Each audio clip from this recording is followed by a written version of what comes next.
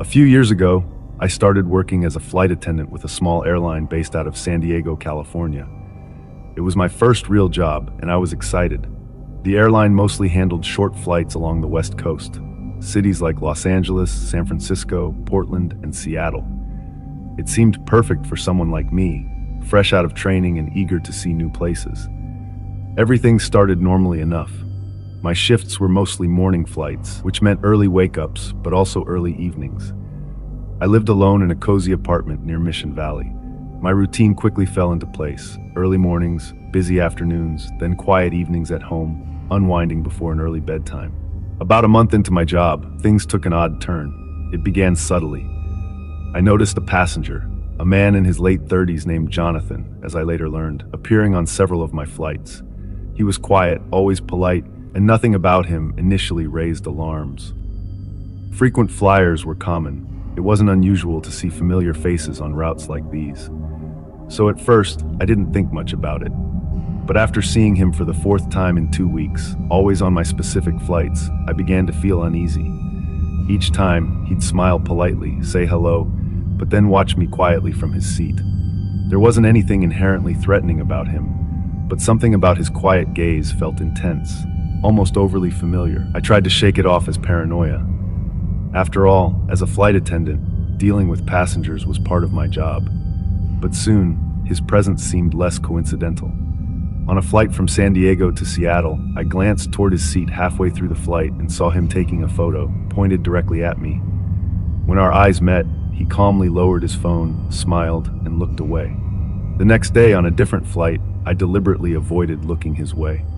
But during beverage service, I caught him glancing over repeatedly. Each time he noticed me looking back, he would quickly avert his gaze. It felt calculated, as though he were testing how much he could get away with. My discomfort grew. I hadn't told anyone about this man yet, not my colleagues, friends, or family. Part of me was embarrassed. Maybe I was just overreacting. It wasn't uncommon for crew members to attract occasional unwanted attention. But there was something unsettlingly deliberate about Jonathan's behavior. A turning point came a week later during an overnight layover in Portland. It had been a tiring day with multiple flights, and I was looking forward to a peaceful night at the hotel. After checking into the Marriott downtown, I decided to walk to a nearby cafe for dinner. As I stepped onto the street, I glanced casually across the road and froze. Jonathan was standing under a street lamp, seemingly waiting for someone. My heart immediately began to pound. Maybe it was just a coincidence. He was probably a business traveler after all. But then I recalled he'd been on my earlier flight. Was he following me? Trying to remain calm, I crossed the street in the opposite direction and walked quickly toward the cafe, hoping he hadn't noticed me. Inside, I chose a table far from the windows and kept nervously checking outside. Halfway through my meal, the door opened and I felt a knot tighten in my stomach. Jonathan entered. He didn't approach me. Instead, he ordered a coffee, sat at the counter, and casually glanced my way, acknowledging me with a slight nod. My appetite vanished. I quickly paid, left the cafe, and hurried back to the hotel, constantly checking behind me. Thankfully, I didn't see him again that night, but sleep came difficultly. By now, his behavior had crossed a line. I debated reporting him to the airline, but I still felt unsure. He hadn't explicitly threatened me or done anything illegal that I could prove. Still, fear had begun to shape my days.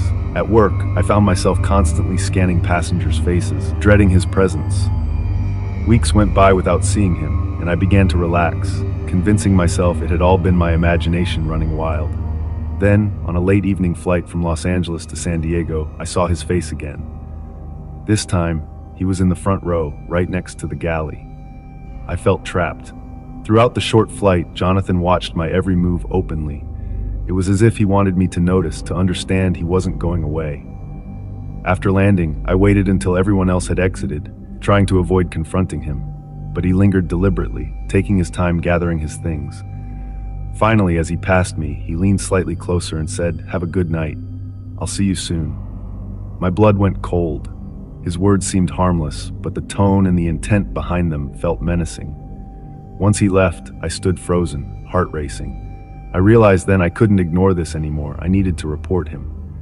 The next day, I spoke with my supervisor, finally sharing everything. Airline security and local police became involved, but they told me there was little they could do without clearer evidence or explicit threats. Jonathan hadn't committed a clear crime, yet. The airline changed my schedule and took me off flights temporarily, hoping distance would discourage him. It seemed to help, at least at first. Weeks passed quietly, but one night, as I entered my apartment building after grocery shopping, I noticed a folded note slipped under my door. Shaking, I opened it. Inside was a single, neatly printed sentence. "You shouldn't have told anyone." My hands trembled as I stared at the words, realizing with terrifying clarity what this meant. He knew exactly where I lived. I immediately called the police, showing them the note. They investigated, reviewed security footage, but found no clear images of anyone suspicious. Again, I was left with nothing but fear. Eventually, I had no choice but to move apartments, change my contact information, and even request transfers within the airline. Slowly, I tried rebuilding a sense of normalcy, though the memory haunted me. Today, I still look over my shoulder whenever I'm alone, always vigilant, always cautious. The man called Jonathan never showed himself again, but I never shake the feeling he's out there, somewhere, patiently waiting. Before we dive into the next story, if you're visiting our channel for the first time, don't forget to hit the subscribe button and turn on the bell icon to stay updated with our upcoming scary stories.